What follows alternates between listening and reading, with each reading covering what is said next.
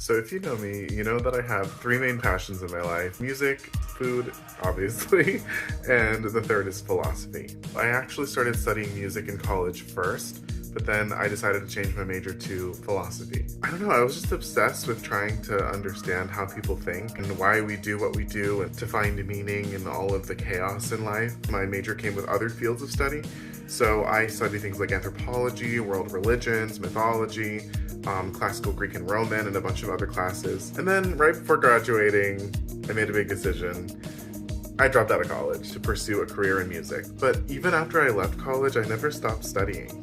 I always kept reading and learning and diving deeper into philosophy on my own. That part of me just never really turned off, even after I left school. Even as a kid, I was super into philosophy, I just didn't know what it was. I just had all these questions about, life and suffering and meaning and existence, and they were all stuff that I couldn't identify or pinpoint back then because, I was a kid.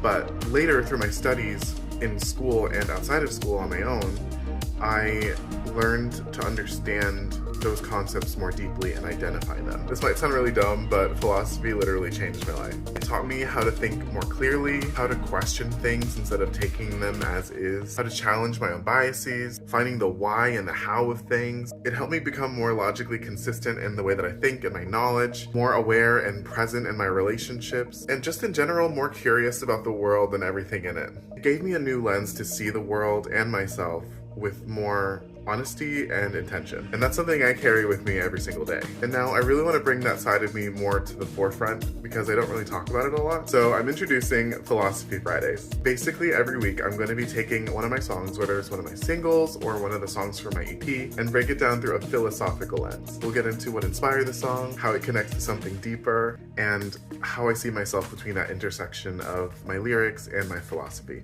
But enough from me. I want to hear from you guys, so let me know what song you want me to break down. Let me know in the comments or let me know in a message, and I'll see you Friday.